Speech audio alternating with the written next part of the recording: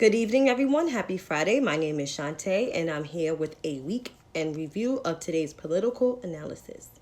If you want more content, you can subscribe to my YouTube channel.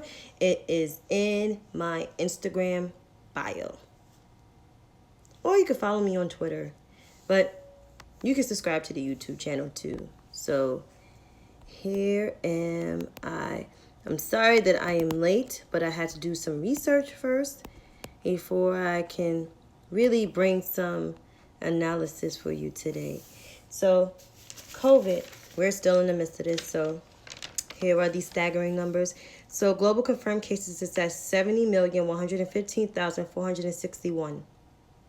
Death toll is 1,591,622. U.S. confirmed cases as follows: 15,820,714. The U.S. death toll is at 294,715. Countries with high cases, we have India at 9,796,769. Brazil, 6,781,799. Russia, 74,319. We have France at 2,405,210. The United Kingdom, 1,814,395. Italy, 1,805,873. Spain, 1,730,575. Argentina, 1,489,328. Colombia rounds up the top 10 in the countries because the U.S. is number one at 408,909. In Latin countries, you have Panama at 187,779. DR 152,452. Guatemala 128,541. And African nations have Kenya at 90,978, Nigeria 72,140, Ghana 52,738. In the Caribbeans, you have Jamaica at 11,509, Haiti 9,465, Belize 8,965. These numbers are staggering. You have Bahamas 7,623. Trinidad, 6,852. Guyana, 5,839. Barbados, 292. St. Lucia, 274. Antigua, 147. St. Vincent, 94. Dominica, 87. Grenada, 43. And St. Kitts at 27. So every country seen upticks in their cases. But it's nothing like the United States that almost have 16 million cases. And that's the Johns Hopkins website. So you can go coronavirus.jhu.edu. And on the New York Times COVID map, California is at 1.5. So they're at 1,525,169. Texas, 1,417,658.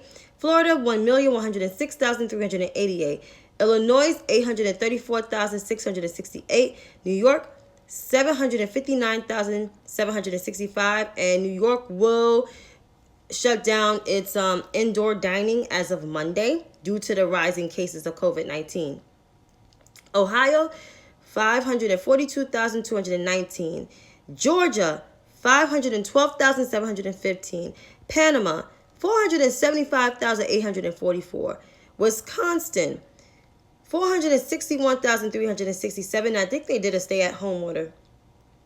And Michigan rounds out that top 10 with 459,811. Now, in terms of positivity rates, New York ranks 45, which is very low. Of 19 million, 0.5 people, our infection rate is 1.1. Our test rate is 6. Our positive test rate is 6.3. So that's not that bad.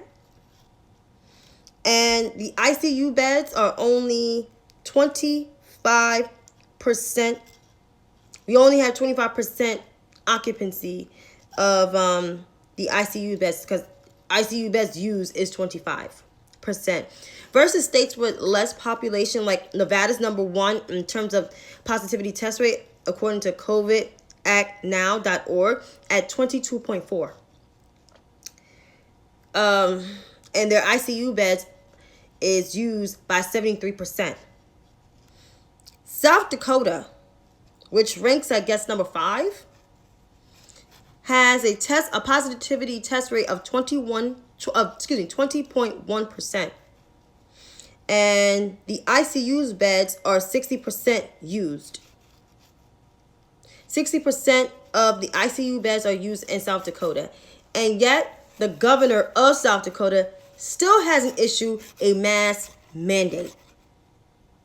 And the indigenous community are getting sicker because they're the minorities in the Great Plains.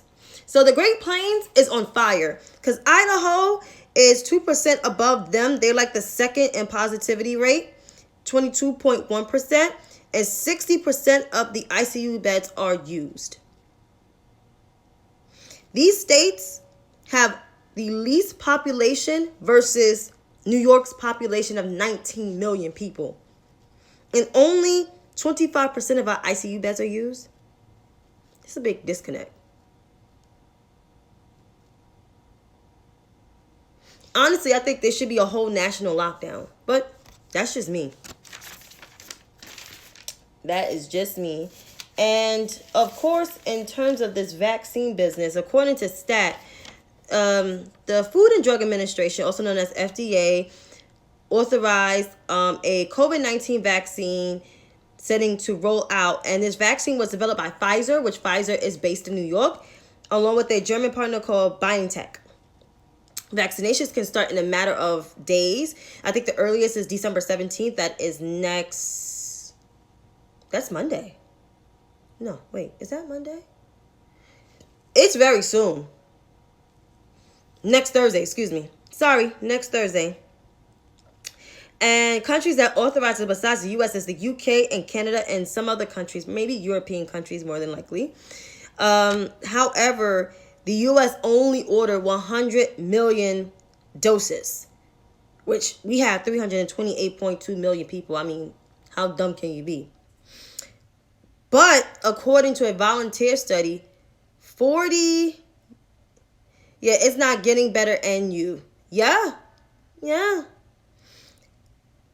44,000 volunteer study shows that there are 4 cases of Bell palsy from this vaccine because the vaccine is still in development, in my opinion. Like I said, it's too early to roll out this vaccine. It's a temporary weakness or paralysis in the arm, the vaccinated arm. And there's also 64 cases of lethopathy. Oh my God. Yeah, Joseph, I absolutely agree with you. They need to cancel Times Square at 42nd Street because we have rising cases. We almost halfway into 800 cases. Hello. I mean, no.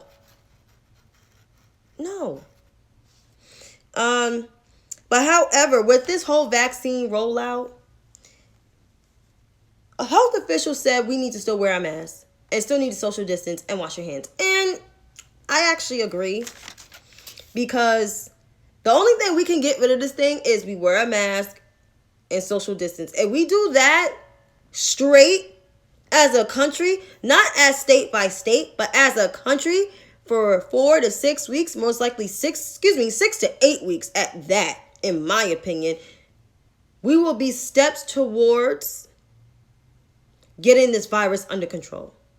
But when we have a leader, and I use that term loosely, when we have a leader that does not care to address the sudden emergency, or can I say the urgency of this virus,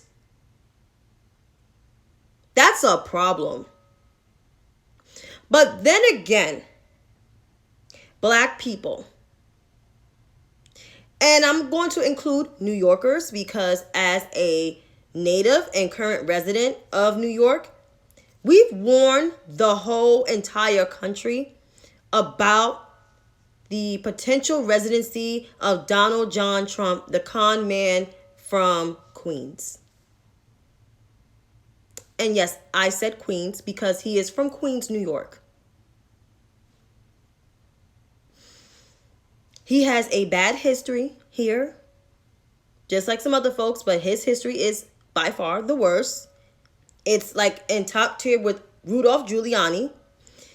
And him being a leader, knowing that he messed up in his own businesses, just made it even worse. And now we are at a pandemic that is much deadlier than the pandemic that was 102 years ago. The sad part is we have a lot of the science. The disconnect is this resident refusing to follow his health officials and get a handle on this virus. It doesn't come no surprise that he is a science denier. I mean, after all, he writes on a 6th grade level. And keep in mind, I have a slight comprehension problem myself when it comes to writing. But damn it, I'm smarter than this guy. And you wouldn't even know that I have a slight comprehension problem or written communication issue. But I do, and sometimes I still struggle with it till today. But the resident of the free world, supposed to be smart. An example. Not Donald John Trump. No. No example at all. A pure dummy. And now we have almost 16 million cases of COVID, almost 300,000 people dead.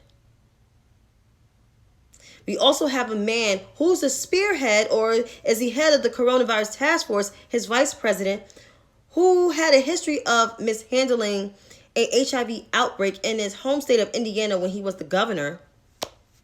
Proves right here how dumb this administration is and how they don't care. They don't care. Then we have relief. Relief.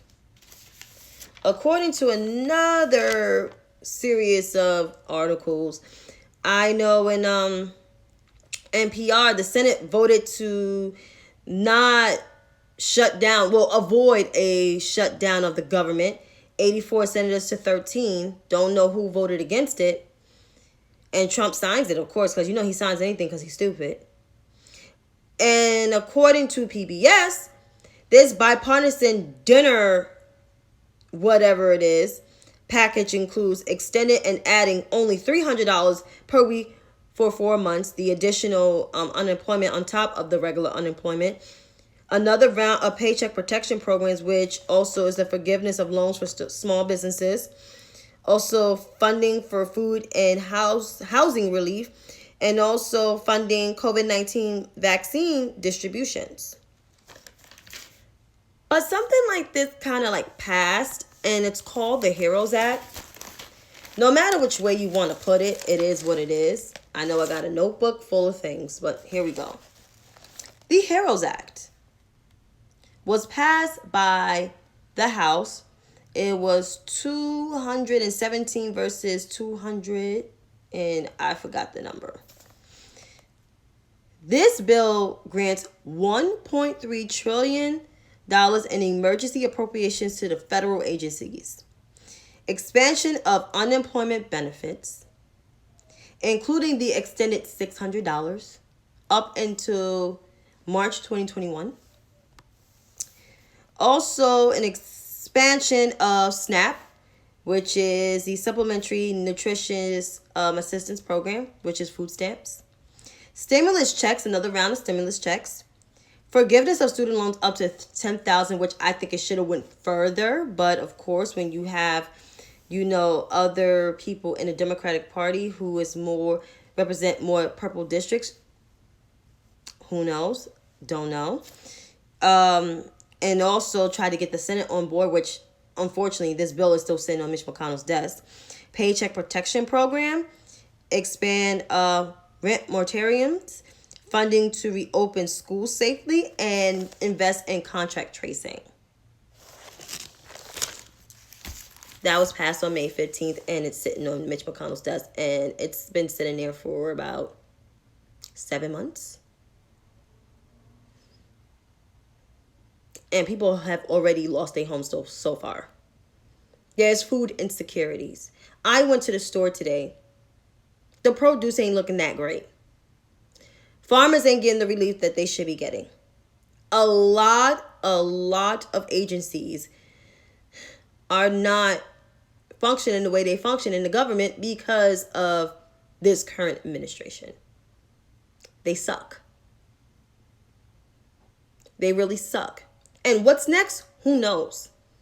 But for these next 40, 30 something, lost count how many days it is, it's going to be a goddamn challenge. Because the Supreme Court has already struck Trump's lawsuit down in Texas. Even though Sam Antaleo and Clarence Thomas have dissented in certain parts of whatever they dissent, they were still willing to hear Texas' argument about the election, how it was quote unquote rigged. No, it was a fair election. It was just massive turnout. It was more turnout for this election than turnout in 2008. And still people don't think the turnout was high enough because according to the mayor of Atlanta, there was 1 million Georgian voters who didn't turn out and they were eligible. So when I hear this bullshit ass argument talking about the election is rigged, it's rigged against Donald Trump. No, it's not. We could say the same thing in 2016 because that was kind of actually true. He had help from a foreign adversary. This election, well, he tried it last year during the presidential primaries, but got impeached for it, but then got acquitted by the GOP Senate. So he was trying to do things to still keep his job, and it all failed. It all failed. So now he's doing everything. He's using the Supreme Court, thinking that Amy Coney Barrett was going to vote in his interest. Nah. She wasn't doing that. She's being looked at so hard, it's not even funny. And people should continue to do that. But I think I jumped on the topic a little too quick because I had it right here in my notebook. But the Biden and Harris administration made new appointments. One, Susan Rice is returning back to the White House, but in a role that is in charge of domestic policies. She's not returning to a role. I would have thought she would have been the Secretary of State, but then if she was the Secretary of State, the GOP would have once again formed a whole nother Tea Party. Would have been Tea Party 2.0. And that's what happened. Pretty much. They would have vilified her and destroyed her reputation. And I'm still mad at Trey Gowdy. I don't care how much good legal advice he gives. He still ain't shit. I said it. The Tom Vilsack nomination, which that civil rights leaders raised it as a problem because he fired Sherry Sherrod for a video that was posted on Breitbart, which was a false video, and he had to apologize for it. But when I saw the interview tonight on the readout, I was shocked at her answer. She is forgiving. And she said he did contact her, Secretary Vilsack. So I was like, if she can move on and praise the work that he did, I think some of us can move on because it was about her. Even though I am watching this administration as much as I love Kamala, I'm watching the rest of the other people in the administration to see what they're going to do. But at the end of the day, it's about them and it's about our other equal branches. Our legislative branch, we got to watch them too. Because the Georgia's Senate runoffs is coming up. And the people in Georgia, if you're listening, Georgians, your early voting starts on Monday. Please vote for Reverend Warnock and John Ossoff. That's just my suggestion. You could do what you want to do, but that's my take on it. Well, back to more Biden appointments. He appointed Marsha Fudge today as the HUD secretary. And Lloyd Austin as the Secretary of Defense. He will be the first black Secretary of Defense. Which the only issue is he has to get a clearance from Congress because he has not been retired for 7 years yet. Of course, some black folks think it's a problem. To me, I don't necessarily think it's a problem. I think he's a man that loves his country. Loves his country more than his whole entire administration and any bone in their body. And it's true. He loves his country so much. And I believe he will lead our troops well and hopefully start withdrawing some of our troops from the Middle East. And that's where the Secretary of State kind of like comes in, because we need peace in the Middle East. This quote unquote peace in the Middle East from this administration, I don't see it happening because there's another war in Yemen. Yeah. But kudos to Biden's picks. They say it's an AG pick, and they say that Governor Cuomo will be. And I don't think, one, Governor Cuomo will be a good choice because he doesn't like to play second fiddle to nobody. Two, he has some baggage. And three, he won't take the job. Andrew Martin Cuomo will not take this job. He likes being the governor. But if he is still our governor, he needs to do better. And that's that. But who I think should be the AG, it should be between Vanita Gupta, who led the Civil Rights Division. I forgot which department. And Sally Yates. Sally Yates. Should be a woman this time. Have enough white men leading shit in this country. We already got a white president. But we need a woman up in that AG role that knows how to do shit. But if it's Doug Jones, I won't be mad. But I prefer between Sally Yates or Vanita Gupta. Yeah. All right. I think I got through most of my stuff so far. Tulsi Gabbard. I have my posters on her. I have to look for it. This is one posted of something. Here's another posted of something. I think I did. What the hell did I do with my post-its? Good Lord. Well, Miss Gabbard is an interesting one. A very, very interesting one. She has a bill that bans transgender women. It's called the if I got the name for it. Oh, there we go. There goes my notes. So let's start this over again. Tulsi Gabbard, outgoing Representative Tulsi Gabbard, has a bill with the most staunchiest Tea Party conservative, Markwayne Mullin of Oklahoma, called the Protection of Women Against,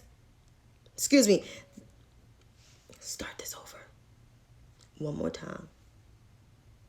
Outgoing Representative Tulsi Gabbard, Democrat of Hawaii, has a bill with the most staunchiest conservative, Mark Wayne Mullen of Oklahoma, called the Protection of Women and Girls in Sports Act. It's the name of the bill. Not lying. It's the name of the bill.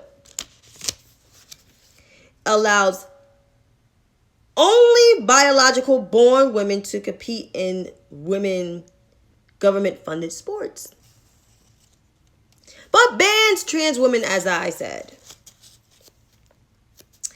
Now, according to Title IX, Title IX prohibits discrimination on the basis of sex in any educational program or activity that receives federal funding. So, Representative Tulsi Gabbard is not for the people. She's not who she said she was during the campaign.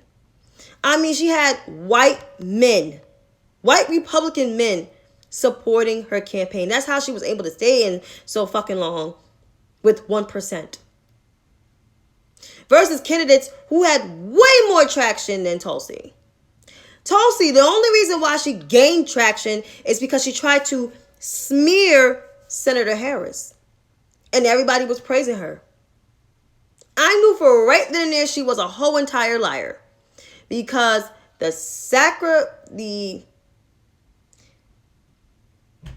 I forgot which newspaper it was, but it was 2 California newspapers. Can't think of the name right now. Fact checked her that very same night. So I knew Tulsi Gabbard was a whole entire fraud, cosplaying for the Democratic Party.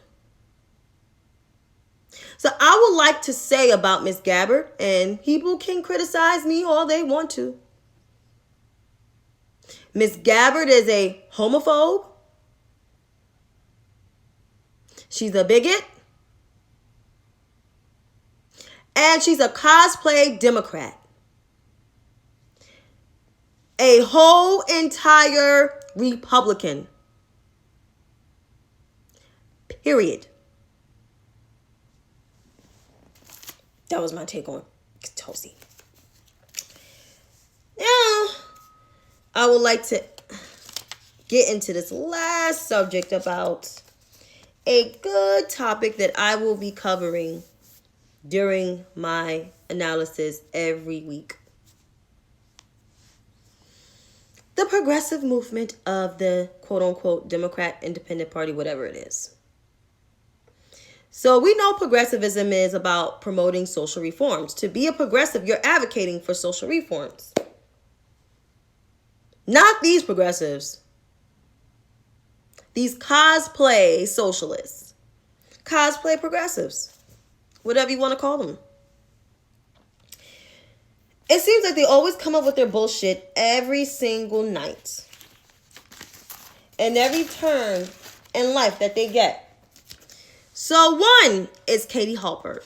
She is a comedian and political commentator, and she's a host of this podcast on Rolling Stone called Useful Idiots, like she is.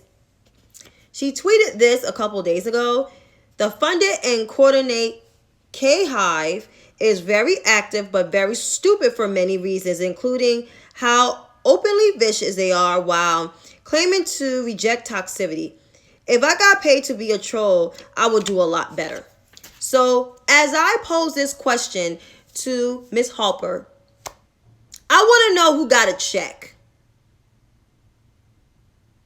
from the K-Hive. Because I know for myself, and I don't have a huge platform, I work a 9 to 5. Temporarily. There's other K-Hivers who have bigger platforms than me. Tens and thousands to 100,000s of followers. Have regular jobs. They didn't get paid. They didn't get a check from the Harris campaign or the Biden and Harris campaign or appearing on different podcasts and shows and etc. They're just regular schmegular degular people like myself who will fact check you about records of someone like Kamala Harris. If you're lying, we're going to fact check you. Some of my friends I had to fact check. I love them dearly, but if you're wrong, you're wrong. And since some of these Bernie bros on Twitter, they don't like to be fact checked. They don't like people correcting them in real time on their platform, quoting their tweets, citing in their mentions, showing videos, giving you cited sources. Guess what? You need to be checked. You need to be checked. And I gave a lesson and posed a question to Ms. Halpert and asked her who's getting paid. So I still want to know, Ms. Halpert, who got a check from the K-Hive? Give me some names. I want to know some names. I know one of the followers on my Instagram, did she get a check? Because she works in politics. Did she get a check? Ms. Halpert, I'm going to ask you one more time. Who got a check? Give me some names. If you can give me some names, then you win. But until then, you're not winning. You're not winning. Plain and simple.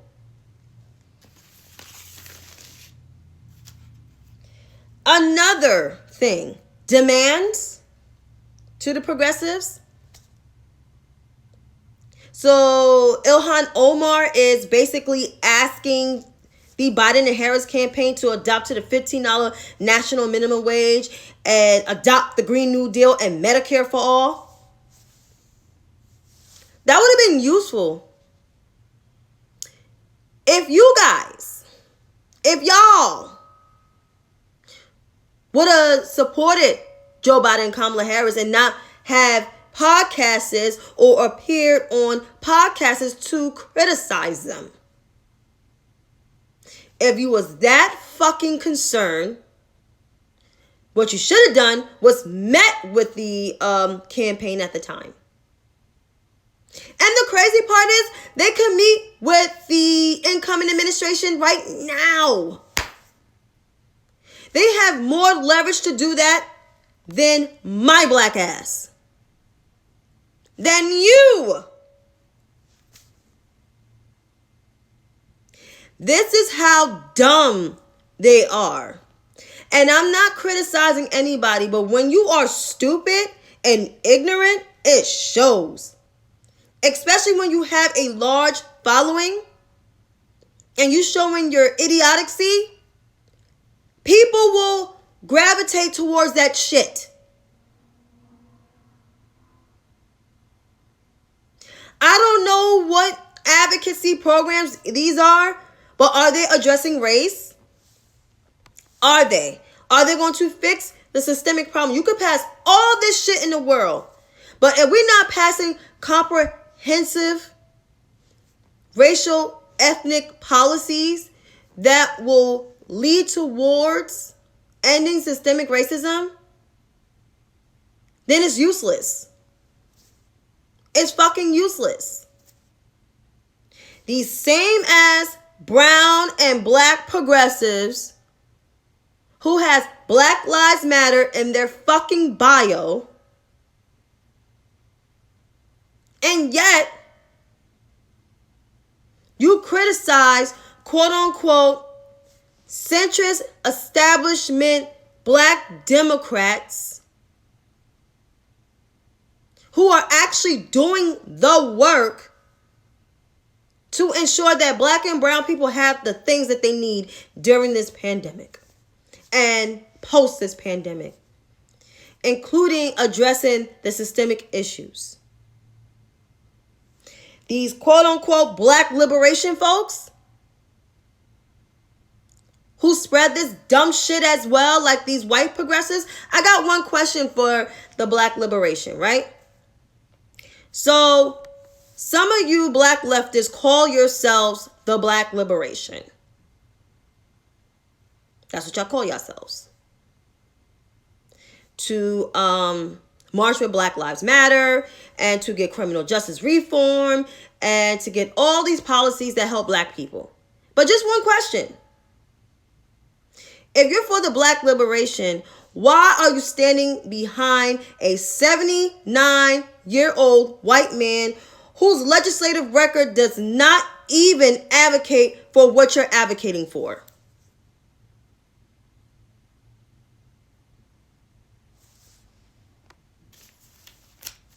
Let's read this 79-year-old legislative record, some parts of it that I got off of govtrack.us. One bill he passed was to remove the federal charter's vet of foreign affairs, Vets Comprehension's Cost of Living Adjustment Act, renaming 2 post offices, one of them including Thaddeus Stevens Post Office, the Vermont Bicentennial Day, and there was another environmental bill that don't even address systemic racism stuff in this problem that helps black people. So I don't understand the disconnect. Senator Bernie Sanders' legislative record, does not mirror what his campaign was about. It doesn't.